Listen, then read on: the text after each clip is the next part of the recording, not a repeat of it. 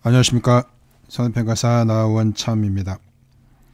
자, 이번 시간에는 손해평가사 시험 1차 시험이죠.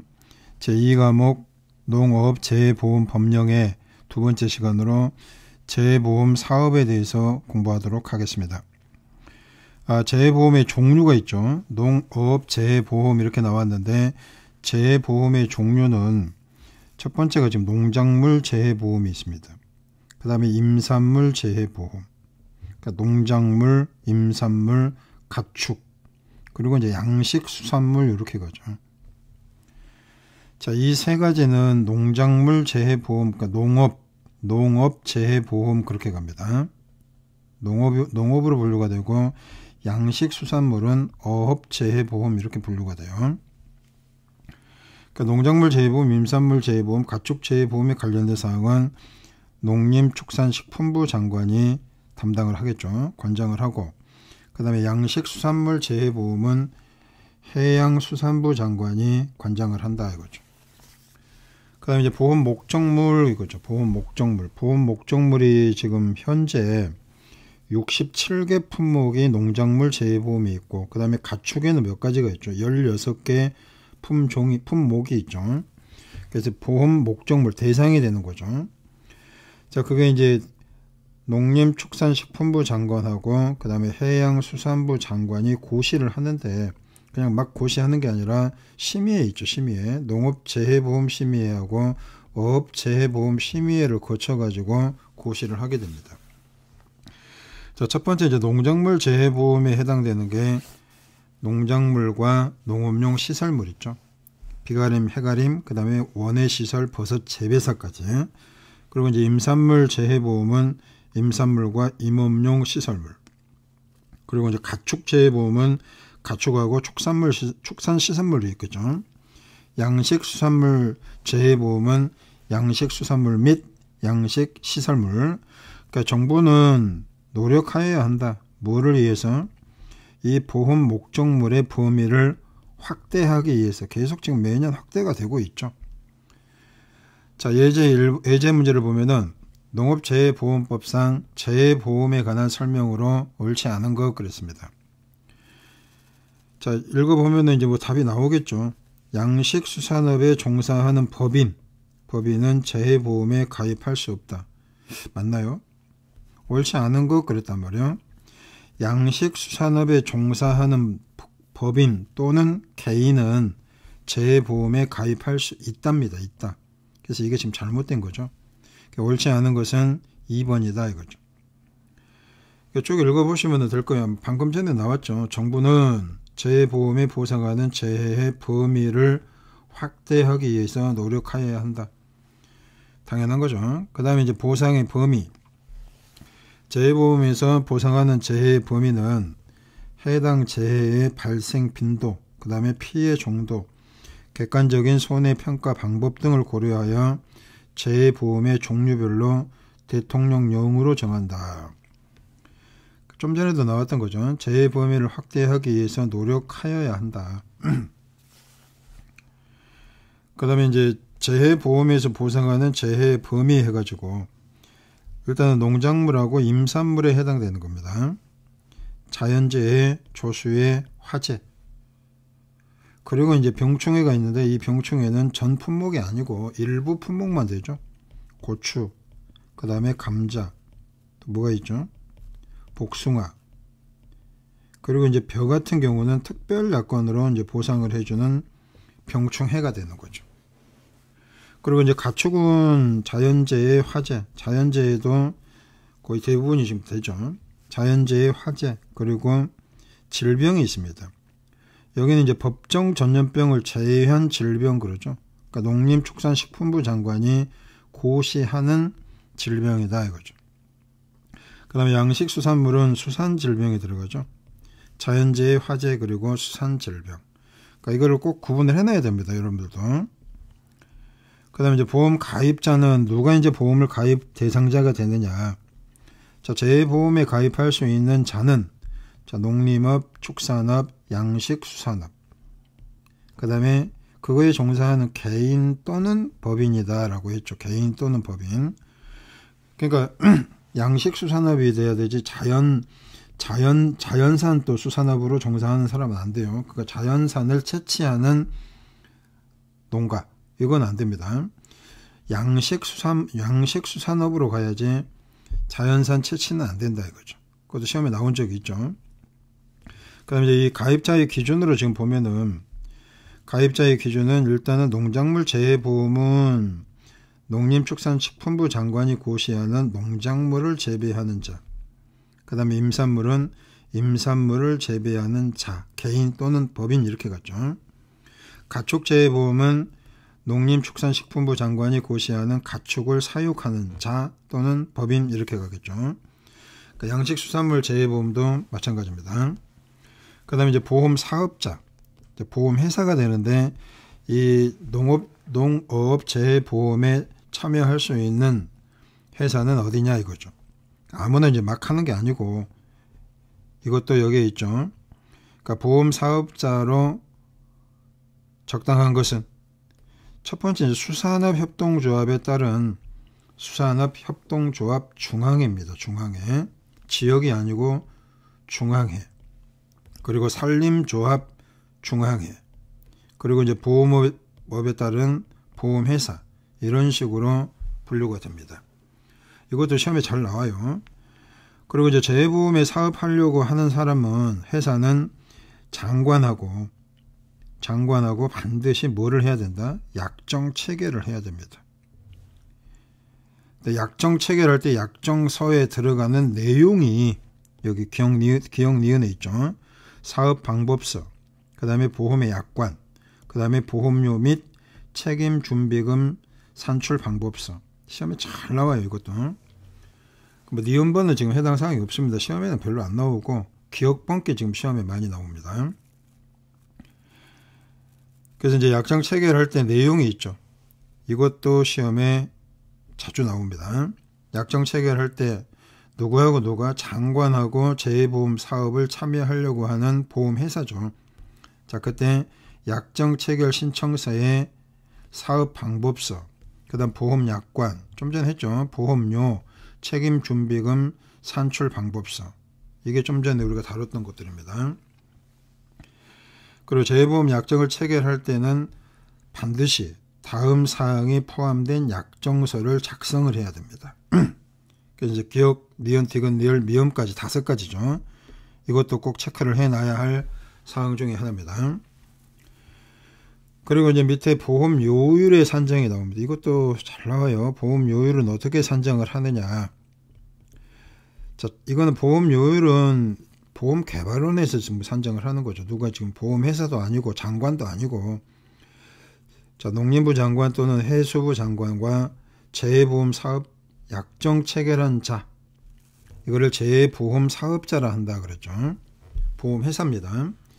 자, 재해보험의 보험 요율을 객관적이고 주관적이 아니고 객관적이고 그리고 합리적인 통계 자료를 기초로 하여 보험 목적물별 그 다음에 보상 방식별로 산정하되 다음에 해당되는 것은 단위로 산정해야 한다. 행정구역 단위, 그 다음에 권역 단위 이렇게 나눠서 합니다. 특별시, 그 다음에 광역시, 도, 자치도, 시, 군, 구.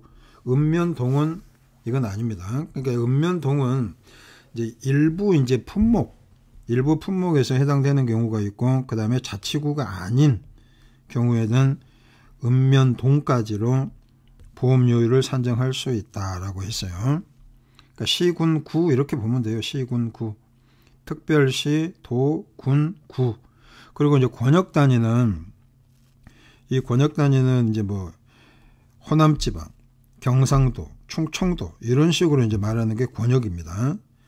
뭐 저기 대관령을 기준으로 해서 뭐라고 그러죠? 관동지방, 관서 뭐 이런 식으로 얘기하듯이 권역으로 지금 부르는 지역 단위를 말합니다.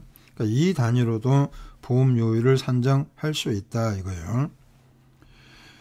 그리고 이제 밑에 예제 문제를 보면은요, 농업재해보험법상 재해보험 요율 산정에 관한 설명으로 옳지 않은 것은 그랬어요. 그러니까 이 경우는 지금 재해보험 사업자가 산정한 거 맞습니까? 보험 요율은 누가 산정한다? 그러니까 옳지 않은 거 그랬어요. 지금 재보험 사업자가 산정을 권역별 또는 행정구역 단위로 지금 한다 그랬죠. 옳지 않은 것 그랬습니다. 그럼 여기에 지금 옳지 않은 거는 읍면동 여기까지 가는 게 지금 잘못된 거죠. 시, 군, 구, 자치구 또는 행정구역은 시, 군, 구, 자치구 여기까지 가고 권역 단위로는 그 권역별로도 지금 단위가 지금 산정이 된다 그랬죠. 그래서 지금 잘못된 거는 이게 잘못됐습니다. 여기도요, 이 객관적이고 합리적인 통계 자료를 기초로 산정한다라고 했는데 간혹 가다가 이제 문제 보면은 주관적이고 합리적인 이런 게 나와요. 조심해야 될 것 중에 하나입니다. 보험 목적물별 또는 보상 방식별로 요율을 산정하는 게 당연히 맞죠. 그러니까 요율은 보험 요율입니다. 이 보험 요율은 그러니까 이제 여러분들이 보통 여건 영업 요율이 있고 그다음에 특별 여건 영업 요율도 있고 그리고 뭐 또 더 분석해서 들어가 보면은 순보험 요율이 있고 부가 보험 요율도 있고 뭐 요율이 상당히 지금 많이 나오죠. 그래서 이제 이 농업재해보험법상 재해보험 보험 요율 산정은 어떻게 하는지 잘 구분해 놓으세요. 그리고 이제 이 보험 모집 이것도 누가 보험을 모집할 수 있는가 이것도 많이 나와요. 자, 재해보험을 모집할 수 있는 자는 다음과 같은 사람들입니다. 자, 수협은행의 임직원, 그 다음에 수협중앙회장 또는 그 회원 조합장이 인정하는 사람. 참 그렇죠. 그 다음에 산림조합중앙회장이나 그 회원 조합장이 인정하는 사람. 그리고 이제 마지막으로 보험업법에 따라 보험을 모집할 수 있는 사람. 딱 네 가지가 나와 있죠. 그러니까 재해보험 모집할 수 있는 자가 아닌 것을 고르면 해가지고 또 출제가 되니까 분명히 또 체크를 해놔야 됩니다. 여기 보면은 이제 쭉 2번에 읽어보면 이제 이거 하나만 잘 구분하면 돼요. 특별이익 제공이란 게 뭐죠? 이건 불법이죠. 엄밀히 말하면. 그러니까 보험을 가입할 때 사은품 막 주고 그러죠. 그런 거 안 됩니다, 원래. 사은품 제공하고 다음에 또 뭐 보험료 뭐 대신 뭐 현금으로 얼만큼 또 지원을 해주고 막 이러는 것들도 있더라고요. 그러니까 여러분들 뭐 이제 길거리에서 보면은 신용카드 가입하세요, 현금 얼마 드릴게요, 뭐 신문 보세요, 구독하세요, 얼마 드릴게요, 현금 드릴게요, 막 이런 거 있잖아요. 다 그거 불법입니다. 그게 특별이익 제공에 해당되는 거예요. 근데 여기서 이제 특별이익 제공에 예외가 되는 게 있습니다. 예외가 되는 경우가 지금 어떤 경우냐 하면은 지금 농협협동조합법, 그 다음에 수산업협동조합법, 산림조합법에 따른 조합이 그 조합원에게 그랬죠. 보험 상품의 보험료 일부를 지원해 주는 거죠. 보험료 일부를 지원해 주는 경우는 이것도 엄밀히 말하면 특별이익 제공이란 말이에요. 근데 보험업법에서 특별이익 제공 금지 규정에도 불구하고 이거를 특별이익 제공으로 보지 아니한다라고 했어요. 그러니까 끼리끼리 하는 거죠, 지금. 그 농업협동조합의 조합이 조합원에게 그 소속되어 있는 직원에게 보험료 일부를 지원해 주는 경우를 특별이익 제공으로 보지 않는다. 이런 규정을 지금 여기다 만들어 놨죠. 그러니까 나중에 이제 이런 것을 특별이익 제공으로 보느냐 보지 않느냐 이렇게 물어보는 경우가 있어요. 자, 예제 문제를 보면요. 농업재해보험 법령상 재해보험 사업자가 재해보험 사업을 원활히 수행하기 위하여 필요한 경우로 보험 모집, 손해평가 등 재해보험 업무 일부를 누구에게 위탁할 수 있다 이거죠.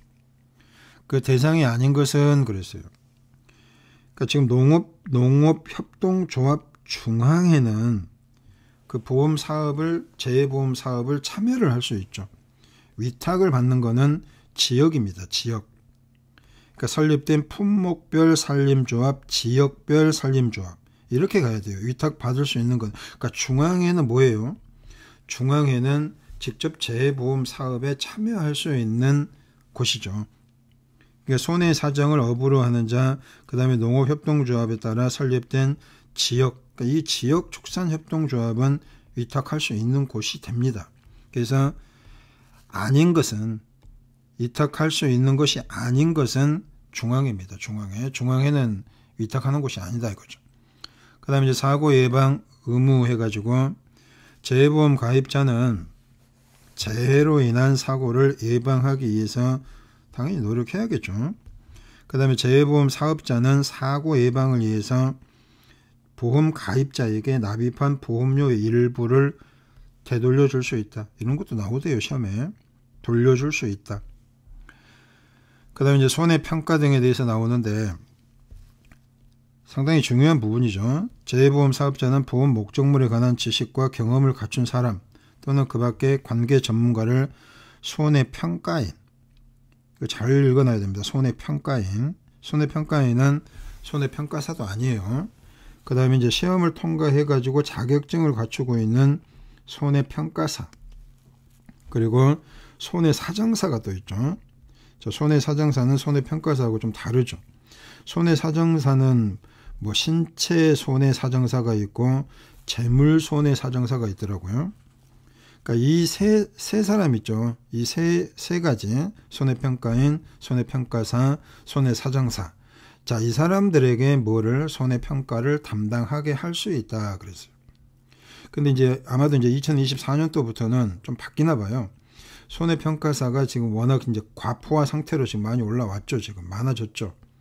예전에는 손해평가사가 많지 않았기 때문에 손해평가인이라는 이거를 지금 만들어 가지고 손해평가를 담당하게 했는데 이제는 지금 손해평가사들도 많아져 가지고 일이 지금 그렇게 많지 않다. 이런 사항들을 고려해 가지고 이제 손해평가인이 없어지는 것도 같아요. 지금 보니까.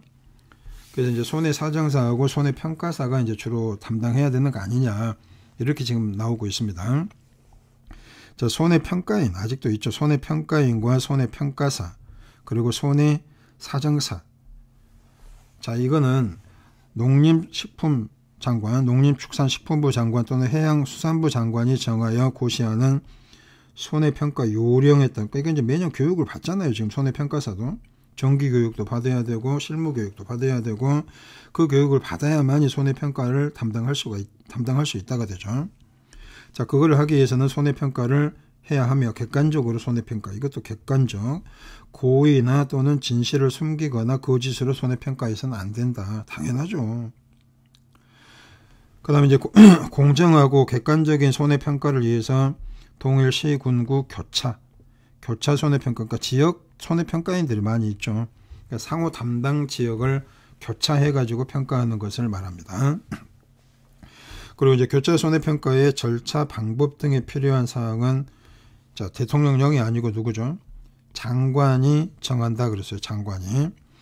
그리고 이제 농림축산식품부 장관 또는 해양수산부 장관은 이거 시험에 많이 나와요. 손해평가 요령을 고시하려면 금융위원회와 협의해야 한다.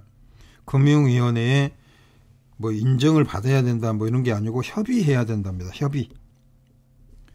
그리고 이제 손해평가인의 공정하고 객관적인 손해평가를 수행할 수 있도록 연 1회 정기 교육을 실시하여야 한다. 1년에 한 번 이상이죠. 그리고 이제 농림축산식품부 장관 또는 해양수산부 장관은 손해평가인 간의 손해평가에 관한 기술, 정보 교환을 지원할 수 있다. 그 다음에 손해평가인으로 위촉될 수 있는 사람의 자격 요건, 그 다음에 정기교육, 기술, 정보 교환. 자, 이거에 대한 것들은 대통령령으로 정한다. 그래서 손해평가인의 자격 요건이 있죠, 여기. 자격 요건은 상당히 많습니다. 별표 2를 이제 참조를 해야 되는데, 재해보험 사업자는 손해평가인으로 위촉된 사람에 대해서, 자, 이것도 이제 나옵니다. 보험에 관한 기초 지식, 그 다음에 보험 약관 및 손해평가 요령, 실무교육에 해당이 됩니다. 실무교육. 정기교육과 실무교육에 있는데, 정기교육에 관한 내용이 아닌 것은 이렇게 나와요. 또 실무교육에 해당되는 거는 뭐냐. 조금 전에 얘기했죠. 보험에 관한 기초지식, 보험 약관 및 손해평가 요령에 관한 실무교육이 있다 이거죠. 그리고 이제 정기교육은 4시간 이상, 4시간 이상의 정기교육을 받아야 됩니다. 그래서 정기교육 내용이 보험에 관한 기초지식이 있고, 그 다음에 종류별 약관, 그리고 손해평가의 절차와 방법, 그 밖에 이제 장관이 필요로 하는 사항. 그러니까 이 세 가지가 일단 확보가 됐으니까 아닌 것 하나를 더 집어넣어 가지고 출제가 얼마든지 가능합니다. 그 다음에 예제 문제를 보면은요, 지금 농업재해보험법상 손해평가 등에 관한 설명으로 옳은 것 그랬습니다. 1번 보면은 재해보험 사업자는 동일시 군, 구에서 교차 손해평가를 할 수 있답니다. 그러니까 옳은 것 그랬으니까 이거는 틀린 거죠. 그 다음에 장관은 손해평가인이 공정하고 객관적인 손해평가를 수행할 수 있도록 연 1회 이상의 정기교육을 실시한다. 아까 했던 거죠. 그러니까 옳은 거다 이거죠. 세 번째 건 왜 틀렸나 한번 볼까요? 손해평가 요령을 정한 뒤 이를 고시하려면 금융위원회의 인정이 아니고 협의 그랬단 말이에요. 협의를 해야 된다 그랬죠. 그래서 3번도 틀린 거죠. 4번은 손해평가인 간에 손해평가에 관한 기술, 정보 교환을 할 수 있다라고 했잖아요. 금지가 아니고. 그래서 4번도 지금 틀린 겁니다. 그래서 옳은 거는 2번이 지금 옳다. 그러니까 시험 문제가 이렇게 나와요. 그러니까 문장이 좀 길어지면은 길어질수록 조금 이제 혼란스러운 것도 있는데 그런 것들은 뭐 잘 정리를 해놓고 문제를 보면은 다 답이 보입니다. 그 다음에 이게 별표입니다. 손해평가인의 자격 요건 해가지고 별표 2에 해당되는 거. 이거 엄청 많습니다. 지금 농작물 재해보험에 해당되는 겁니다. 자, 5년 반드시 암기가 돼야겠죠. 농작물을 5년 이상 경작한 경력이 있는 농업인. 그 다음에 이제 공무원으로서 통계조사 업무, 뭐 이것도 아무 공무원이나 해당되는 게 아니죠. 3년 이상 담당한 경력이 있는 사람. 그 다음에 고등학교에서 5년 이상 교육한 경력이 있는 사람. 농작물 재배 분야죠. 그 다음에 이제 조교수는 3년 이상. 3년. 그리고 이제 공무원이죠, 이것도. 자, 보험 공제 관련 업무를 3년 이상 담당하였거나, 그 다음에 손해평가 업무를 2년 이상 담당한 경력이 있는 사람. 이런 사람들은 손해평가인으로 자격을 갖추는 겁니다. 그리고 이제 또 학교에서 농업 전문 연구기관 또는 연구소. 이제 학교에서 뭐를 전공을 해야겠죠. 관련 학을 전공을 하고, 그리고 연구소에서 5년 이상 근무한 학사학위 이상의 소지자. 그 다음에 보험 관련 학과를 졸업한 사람. 그러니까 전문대죠, 전문대 이상이겠죠. 그리고 이제 학점 인정이 나오는데 이 80학점하고 45학점도 은근히 많이 나옵니다. 그리고 이제 농산물 품질 관리법에 따른 농산물 품질 관리사도 손해평가인으로 자격을 갖춥니다. 그리고 이제 기사 이상 자격을 소지한 사람. 이게 이제 농작물 재해보험의 손해평가인의 자격 요건입니다. 비슷합니다. 이제 뭐 또 임산물 재해보험의 평가인의 자격 요건이 또 나오는데 똑같아요. 여기는 이제 임산물이죠. 아까 농작물이었는데 5년 이상. 그 다음에 공무원 3년 이상. 그리고 이제 고등학교에서 5년 이상. 여기는 이제 임산물 재배 분야가 되겠죠. 그 다음에 이제 대학에서 조교수 이상으로 3년 이상 임산물 재배 관련하게 되겠죠. 여기는 3년 이상. 그리고 이제 보험과 공제 관련 업무를 3년 이상, 그 다음에 손해평가 업무를 2년 이상 담당했는데 여기는 이제 뭐에 해당돼요? 임산물에 해당되는 거죠. 산림경영 또는 임산물. 산림경영이 이제 임산물이란 말이에요. 그리고 연구소에서 5년 이상 근무한 학사학위 이상의 소지자. 그리고 이제 아까도 했듯이 보험 관련 학과 졸업한 사람, 전문대 이상. 그리고 학점은 똑같습니다. 80학점하고 45학점 이상. 그리고 기사 이상. 그리고 이제 가축재해보험이 또 나오는데 가축재해보험은 가축 사육이죠. 사육. 5년 이상 사육한 경력이 있는 농업인. 3년 이상. 똑같죠. 그 다음에 고등학교에서 5년 이상 가축 사육 분야. 그 다음에 이제 대학에서 조교수 이상으로 3년 이상 가축 사육 관련 학을 이제 교육한 경력이 있는 사람. 그리고 이제 보험과 공제 관련 업무는 3년 이상, 손해평가 업무는 2년 이상 그랬죠. 그리고 또 5년 이상 연구소에서 다 비슷비슷하잖아요. 지금 학점도 80학점, 45학점 똑같고. 그 여기는 이제 수의사가 나오죠. 수의사. 그리고 기사, 축산 기사 이상의 자격증을 소지한 사람. 그 다음에 이제 양식 수산물 재해보험도 마찬가지예요. 지금 이게 각 분류별로 해가지고 다 자격 요건을 지금 따로 했죠. 여기는 양식 수산물을 5년 이상 양식한 경력이 있는 어업인, 그 다음에 3년 이상 공무원이죠. 그 다음에 이제 학교 고등학교에서는 5년, 고등학교는 5년, 대학은 3년, 이런 식으로 차별화가 돼 있죠 지금. 그리고 이제 보험 공제 관련 업무는 3년, 손해평가 업무는 2년. 그 다음에 연구소죠. 연구소가 또 5년이 되고, 보험 관련 학과 졸업한 사람, 전문대학에서 이거 학점은 다 똑같죠. 80학점, 45학점 이상 이래가지고. 자, 여기는 수산질병관리사하고 수산물 품질관리사가 손해평가인의 자격 요건이 됩니다. 그러니까 상당히 지금 많아요 지금. 근데 지금 파트가 지금 4개 파트로 지금 분류가 되어 있었는데, 그 파트마다 뭐만 좀 다르고 숫자는 다 똑같아요. 숫자는. 자, 예제 문제 보면은 농작물 재해보험 손해평가인으로 위촉될 수 있는 자의 자격 요건이 아닌 것은 그렇습니다. 자, 1번에 보면은 이거 농작물입니다. 농작물, 그 다음에 임산물, 가축, 그리고 수산물, 양식 수산물이 있었죠. 그러니까 이런 식으로 지금 다 분류가 되어 있습니다. 여기는 농작물 재해보험입니다. 자, 농수산물 품질관리법에 따른 농산물 품질관리사, 이거 있었죠. 그 다음에 재해보험 대상 농작물을 3년 이상 경작한 경력이 있는 사람. 이게 잘못됐잖아요. 5년 이상 경작한 경력이 있는 사람 그랬죠. 그러니까 아닌 것은 그랬으니까 바로 답이 나와버리죠. 이렇게.